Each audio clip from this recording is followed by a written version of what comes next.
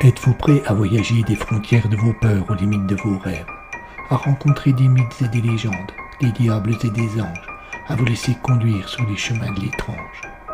Arcanum Fabulas. Saison 5.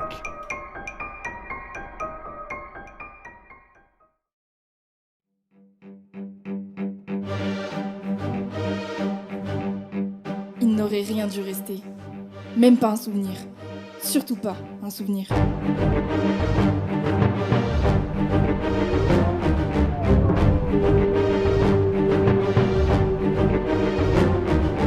Amaldricus, tome 3, l'esprit de Romac.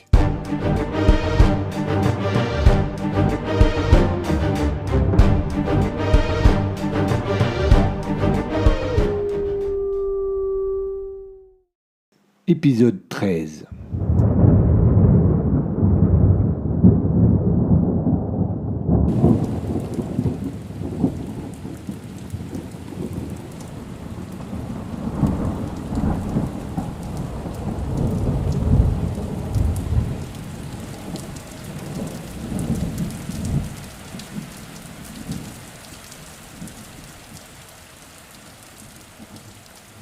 Une odeur de terre et d'herbe mouillée lui servait de guide dans cette nuit sans ciel où les nuages, en colère, lâchaient sans la moindre retenue des milliers de gouttes de pluie comme autant de soldats venus conquérir une nature déjà vaincue.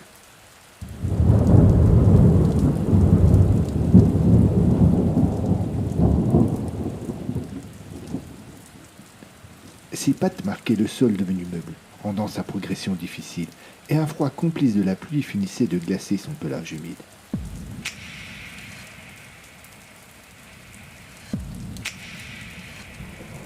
Ces multiples embarras ne détournaient pas Roac de son objectif. Les dernières chaleurs estivales étaient parties depuis plusieurs semaines, laissant Longton et son cortège de déluge triompher.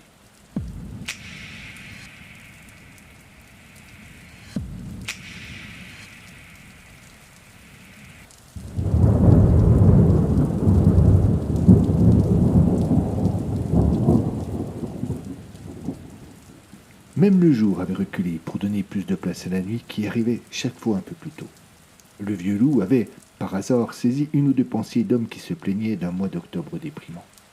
Il n'était pas certain de comprendre précisément de quoi il s'agissait, mais il en saisissait le sens général et en partageait l'avis.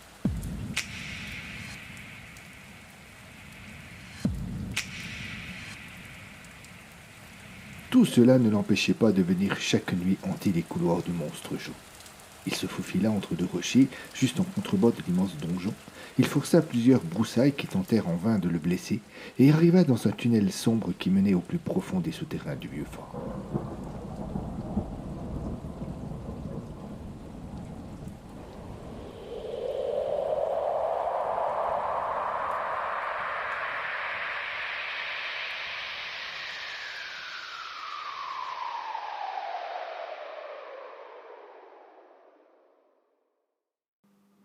Il n'était pas large, et si un homme avait voulu s'y faufiler, il aurait dû ramper. Mais le loup, lui, y progressait facilement. Il avait trouvé ce singulier passage presque par hasard, et il lui permettait de pénétrer dans le château sans avoir recours au pouvoir du hack. C'était pour lui capital, s'il ne voulait pas risquer de se faire repérer par la proie qu'il venait chercher ici, chaque soir, en vain depuis plusieurs mois. Il ne se décourageait pas, tout n'était qu'une question de temps. Il allait venir, et lui serait là.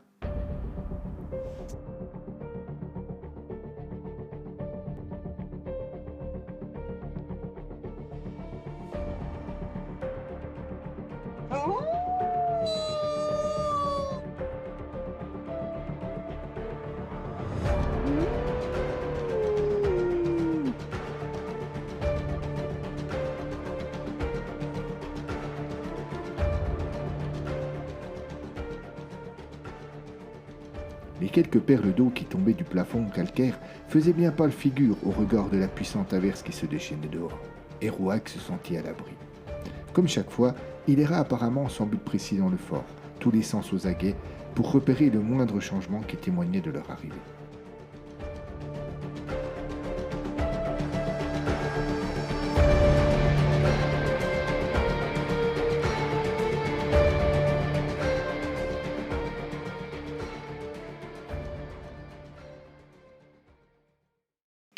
Les heures vaines s'écoulèrent jusqu'à l'arrivée du petit matin blême, marqué d'une bien triste grisaille.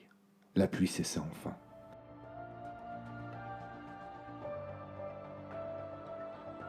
Le loup était bredouille, encore une fois. Il reprit le chemin de la veille pour s'éloigner du fort par trop fréquenter le jour.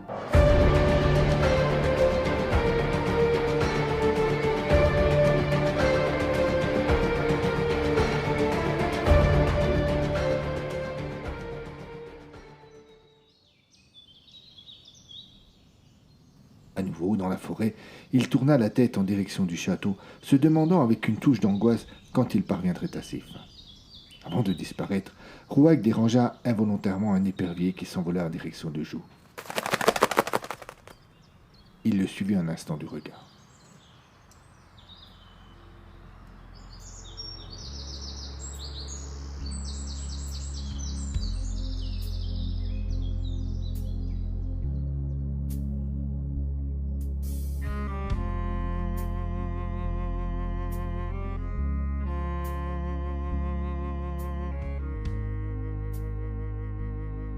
Tache noire sur un fond gris, l'épervier se laissa planer un long moment, donnant la poétique impression de poser ses ailes sur le vent et de danser avec des nuages situés pourtant bien au-dessus de lui.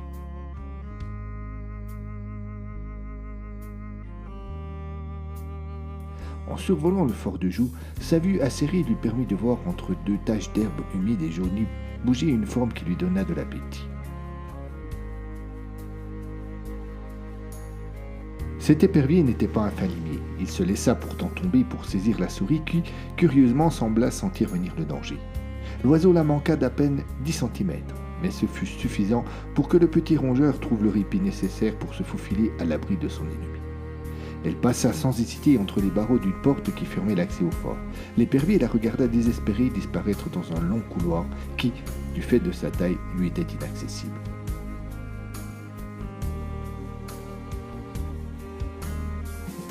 Les petites pattes de la souris s'agitaient frénétiquement pour s'éloigner le plus possible du danger. Elle arriva, sans le savoir, dans la salle du puits et se réfugia dans une cavité à peine plus grande qu'elle, et où, enfin, elle se sentit véritablement en sécurité.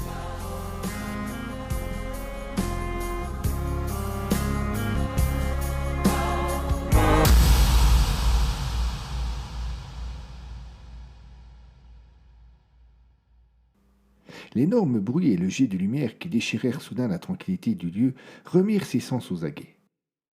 Elle ne pointa pas le museau hors de sa cachette, mais de là où elle était, elle vit le rayon de lumière, qui ressemblait à un éclair se libérant au ralenti, traverser le vide et disparaître dans le puits.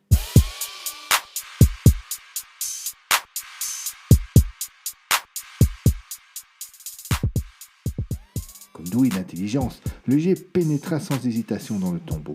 Il y devint une sorte de boule de feu qui lentement prit la taille d'un homme et parut s'ouvrir sur un monde parallèle pour laisser sortir l'auteur et Karen.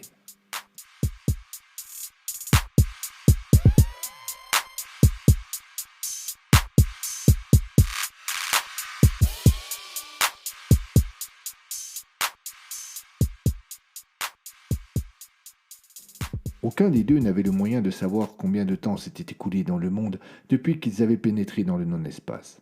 Peut-être quelques jours, peut-être plusieurs mois. Et pourtant, l'auteur pressentait que le temps pressait. « Montrez-moi » dit-il sans laisser de répit à la jeune femme qui semblait très émue de revenir ici. Karen fut agacée par cet empressement, mais elle ne le manifesta pas et accéda à la demande. Elle s'approcha de l'autel et d'un revers de la main débarrassa quelques cailloux qui étaient tombés dessus.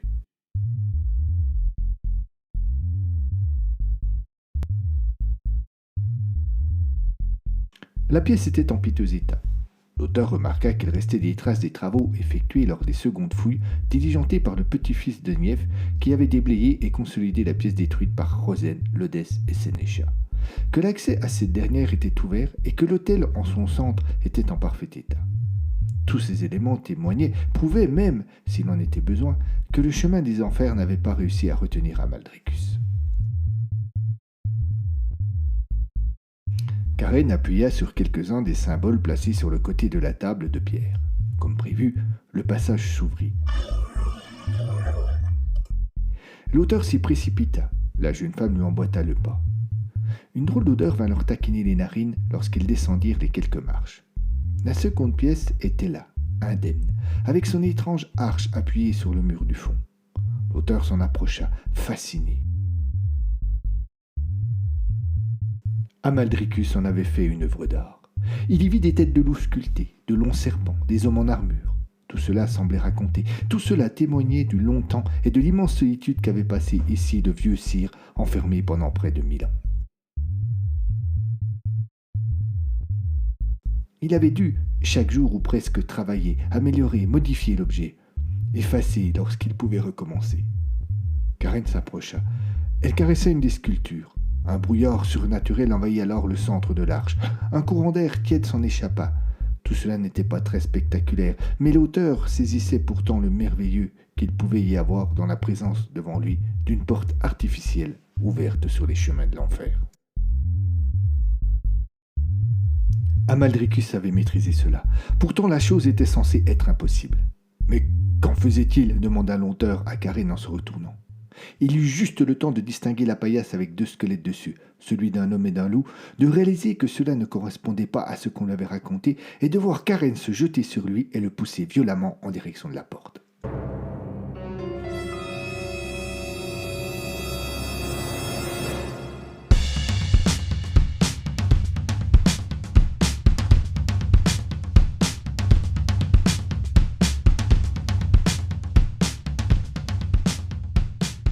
Il perdit l'équilibre et pénétra en tombant dans l'étrange brouillard. Aussitôt, sa chute cessa.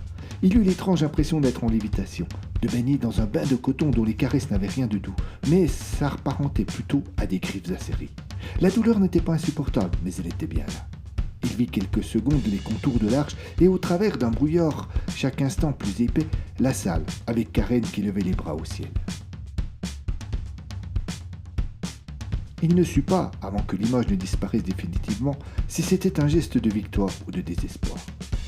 Tout ne fut bientôt plus qu'un étrange océan de brume blanche, dans lequel il se noyait lentement, sans soubresaut, sans aucune tentative de fuite, comme s'il n'en avait ni la force ni la volonté. Il ressentit la peur, une impression qu'il pensait avoir effacée de la gamme de ses sentiments depuis longtemps. C'était une peur étrange, matinée d'une paradoxale tranquillité. Comme si une voix de plus en plus lointaine lui criait « Sauve-toi, tu es un danger !» et qu'une autre, plus douce, plus agréable et de plus en plus proche lui soufflait « Calme-toi, tu es bien, calme-toi, laisse-toi guider. » Cette dernière prit définitivement l'ascendant et il se laissa convaincre. Il sentit le brouillard qui l'entourait pénétrer lentement en lui jusqu'au plus profond de son esprit et sa conscience s'affaiblit.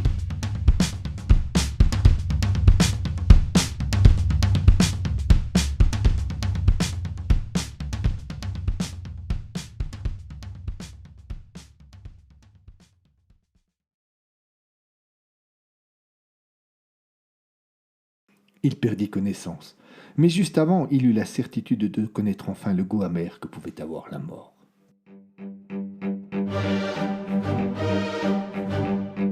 Il n'aurait rien dû rester. Même pas un souvenir. Surtout pas un souvenir.